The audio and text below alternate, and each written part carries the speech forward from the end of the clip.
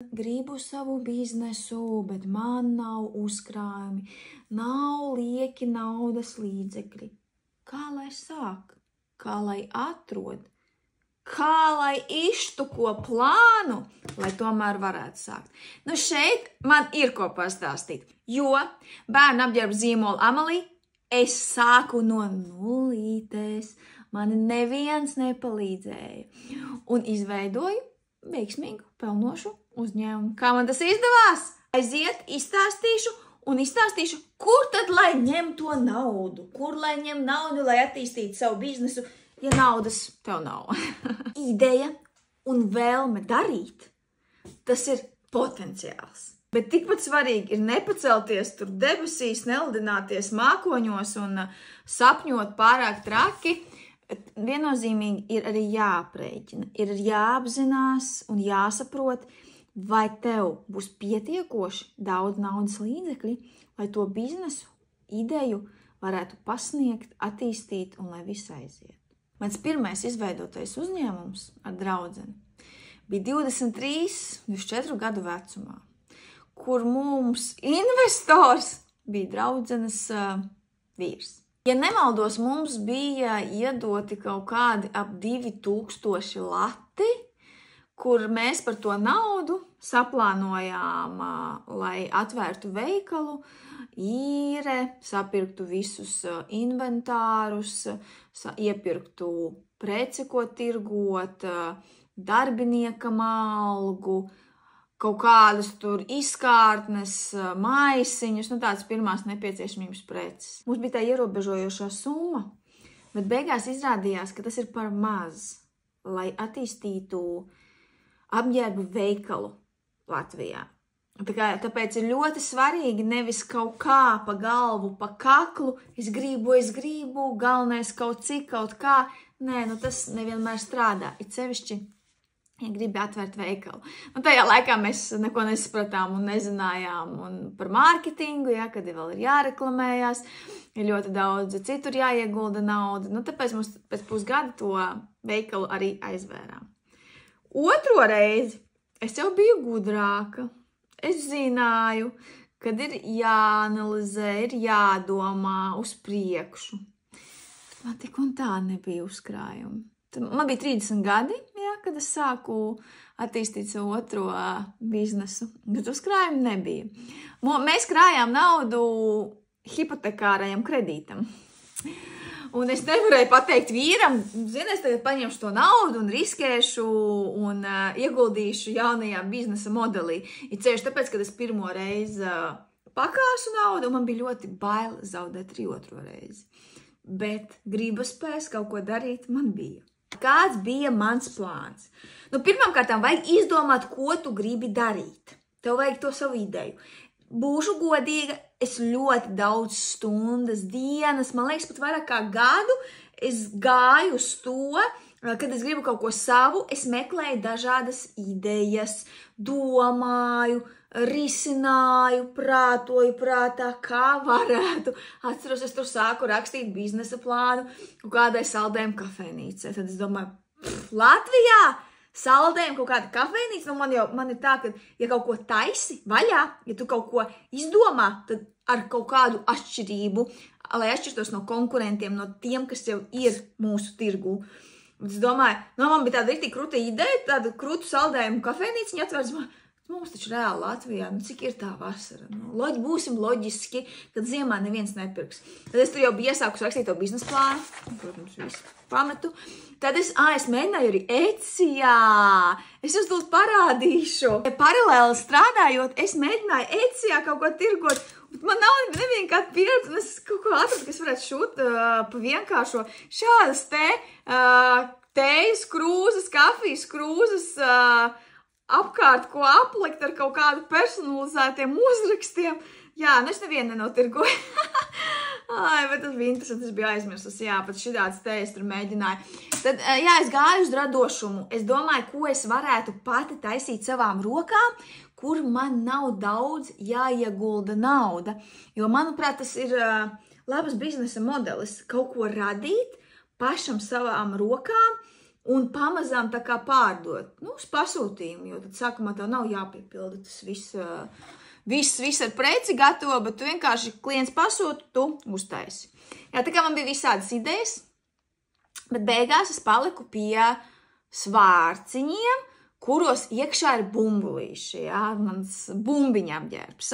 Man ļoti patika tā ideja, būšu godīga, to, kad es ieraudzīju, kad ir kaut kur pasaulē, tā kā tila svārciņi ar bumbiņām, bet Latvijā tā kā es nebiju redzējusi, bet es izdomāju atšķirību, lai es atšķirtos no citiem, mani svārciņi bija kuplāki, viņi izskatījās princesīgāki, un bumbulīši bija daļa arī piešūta, kas darīja tādu kā efektu, ka klienti prasīja, kāpēc jūsu svārki atšķirās no citiem. Man bija šūju mašīna, bet es nemācēju šūt. Tā kā es beigās paliku pie tās bumbiņa apģērba idejas.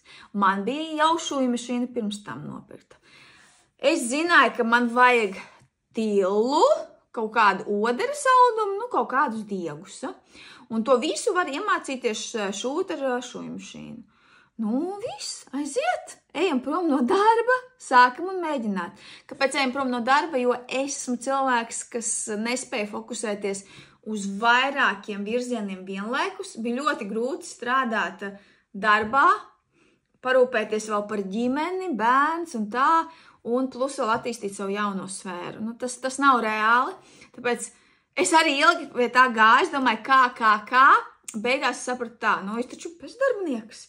9 mēnešus, tajā laikā maksāja 9 mēnešus bezdarbnieku, iztikšu ar bezdarbnieku un paralēli iešu kursus. Jā, es dabūju vēl kursus bez maksas caur bezdarbniekiem iziet 3-4 mēnešus izgāju kaut kāds pamatkursus šūšanā.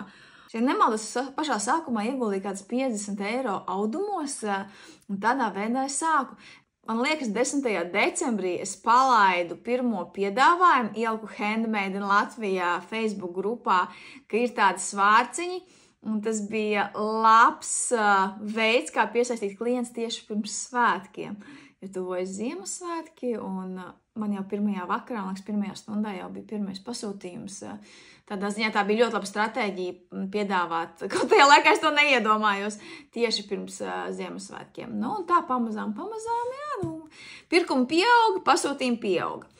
Kopsavilkumā, kā sāk kaut ko savu, ja pilnīgi nav nekādi tur iekrājumi lielie, bet tur minimāli tu vari izpausties. Tā kā es, piemēram, man jau bija šūju mašīna, un es tur nopirku audumus 50 eiro vērtībā. Tātad tev vajag izdomāt, ko tu varētu ražot pats savām rokām, no mājām, nemeklējot tur kādas milzīgas telpas, noliktavas. Tas ļoti, piemēram, strādā uz ēst gatavošanas jomu, kūks, piemēram, taisīt kaut kādus citus tur gardumus. Tas strādā uz visiem tiem rokdarbiem, cik daudz īstenībā apģērbus dāmas sāku šūt tieši no mājām.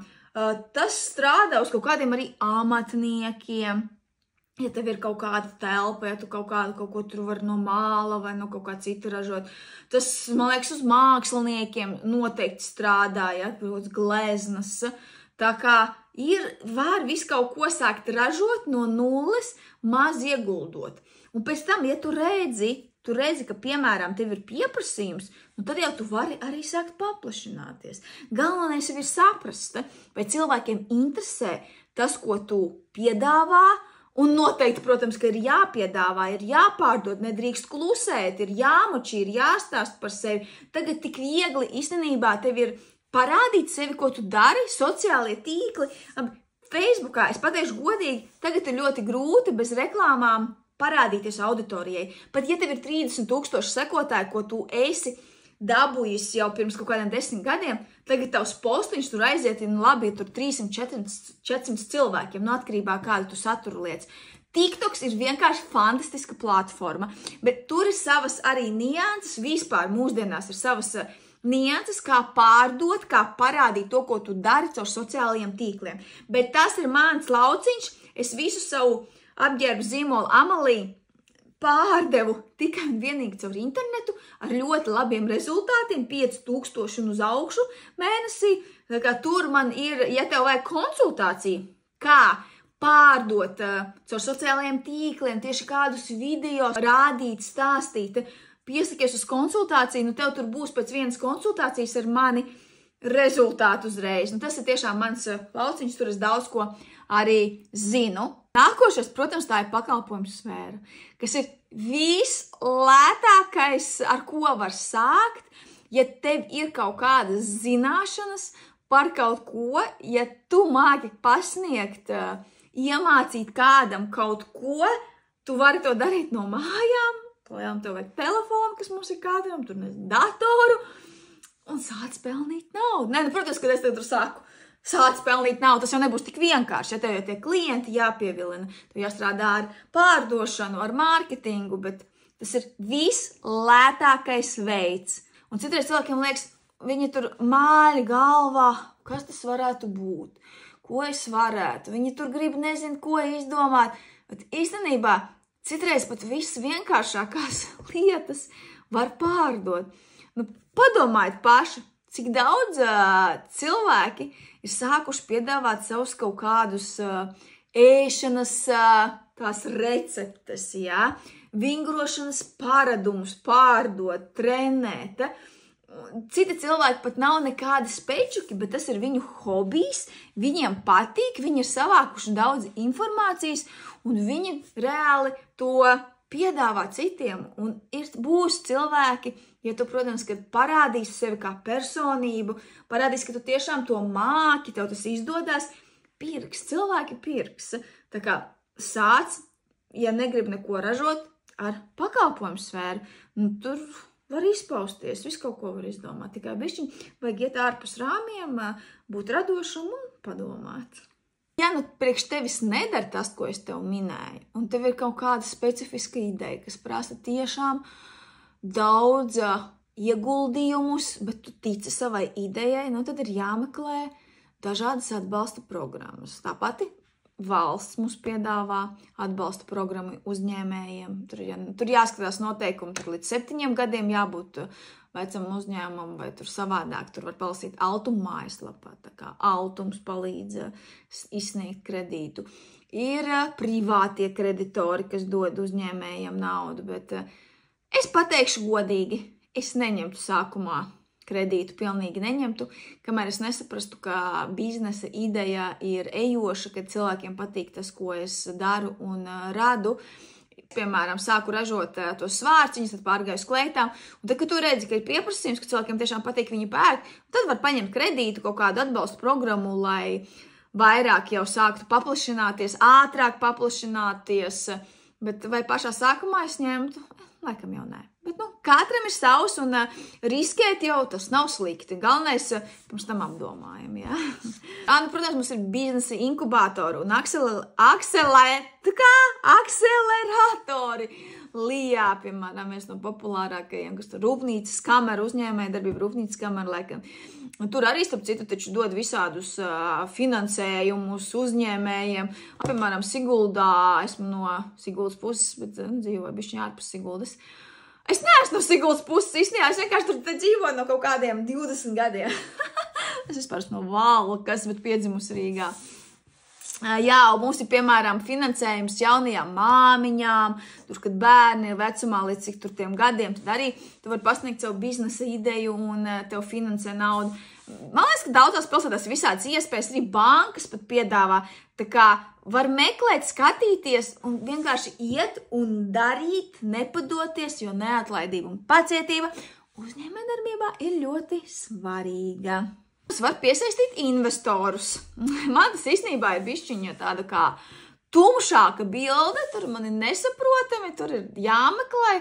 Grūti saprast, vai Latvijā tādus var atrast. Man liekas, ka mazāk ir piedāvājumā, bet, tie, kas vairāk, piemēram, ārpus Latvijas tēmē, tad es domāju, ka var atrast arī investoru. Ja tev, protams, ir superīga tā ideja, kur tu vari pārliecināt savu investoru, tad mēģināt ar viņu sadarboties.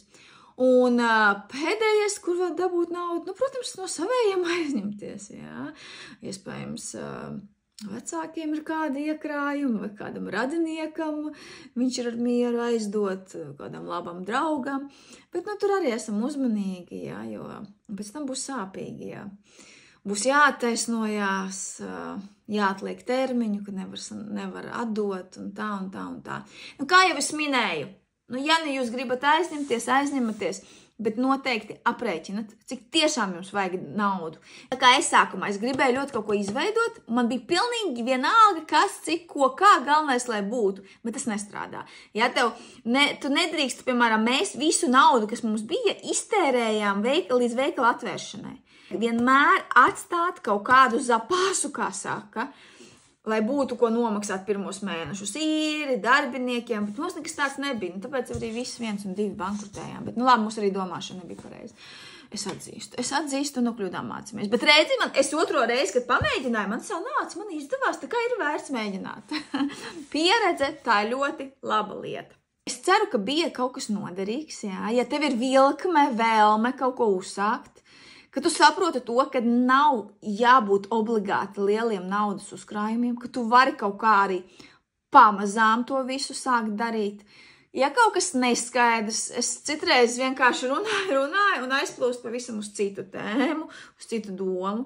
Ja es kaut ko nepabeidzu, ja tu kaut ko neizprati, atstāj komentārā ziņu un es tev nodošu informāciju atpakaļ, atbildēšu uz komentāru. Ja tu vēl nezini, kas es esmu, mani sauc Ligita. Es nāku no pavisam parastas ģimenes, bez kaut kādas uzņēmēju domāšanas. Mēs dzīvojām diezgan trūcīgi, bet kaut kā dzīvē ir sagadījies tā, kad man ļoti ir gribējies uzsākt savu uzņēmēju darbību. Es esmu strādājusi arī zem kāda uzņēmuma, bet 2 reizes mēģināju izveidot uzņēmumu. Pirmo reizi nesanāca, otro reizi sanāca. Tagad esmu šeit, lai iedvesmotu tevi, ka viss ir iespējams, ka tev nav jābūt nekādam krutajam, ka tev nav jābūt apkārt cilvēkiem, kuriem ir uzņēmēja darbības domāšana, ka tev nav jābūt bagātiem vecākiem, tev nav jānāk no turīgas ģimenes, bet neatlaidība, pacietība, gribas spēks, vēlme, domāšana, radošas idejas, pašpārliecinātība, ar to visu tu vari sasniegt. Un es aizmirstu pateikt to, ka vēl pirms 4 gadiem es pilnīgi nebiju tāda, kāda es esmu šeit, tavā priekšā, kādā ziņā, raksturziņā. Es biju ļoti traumatisks cilvēks, man bija diezgan grūta bērnība, ja, kuras beigās noslēdzos sevi un aizvērsu savu būtību. Domāšanas maiņa, darbs ar sevi, mācības, zināšana, uzkrāšana man beidzot atver man īsto būtību, tāpēc es tagad varu drosmīgi runāt kameras priekšā. Agrāk nekad es to nevarētu pat iedomāties, ka tas ir man pa spēkam. Tāpēc, ja tev arī liekas, ka kaut kas tev nav pa spēkam, var aizdomājies, vai tiešām tā ir, vai bišķiņi vienkārši vajag pastračot smadzenītes, pastrādāt ar sevi, uz savu pašizaugsmi, un tu redzēsi, kad tu atvērsies, uzplauksi un varēsi savu potenciālu realizēt tā pa īstam. Turpmāk mēs arī parunāsim par tādām lietām. Es ceru, ka tev patika. Nu, vispār, atstāj vēl komentārā, kā jums vispār rezumē, kā es stāstu. Varbūt tev vispār besī mana enerģija, varbūt tev nepatīk, kā es to visu pasniedzu, ka vajag mierīgāk, varbūt vajag monotoni. Labdien! Šodien mēs parunāsim par to, kā var uzsākt savu uzņēmēju darbību, ja tev nav naudas. Tā var? Tā ir labāk? Vai tomēr būt tāda, kāda es esmu? Nu, es esmu tāda, nespējusi nosēdēt vietā, un man vajag tā un tā un šitā. Labi, šodienai būs gana. Paliekam uz sakariem, piesako man. Ja tev ir ideja, iesēj to sēklu, sāc jau domāt, risināt, rēķināt, kas ko kā. Tas nenozīmē to, ka tev uzreiz tas viss ir jāsāka. Es arī aizgāju prom no darba, man liekas, pēc kaut kāda gada 2. Bet to, kad es gribu kaut ko savu, es jau pirms tam biju izdomājis. Tā kā nav jau uzreiz tur viss tur jāpamet un tā. Vienkārši saplāno, izdomā un visam savs laiks. Tiekamies nākošajā sarunās.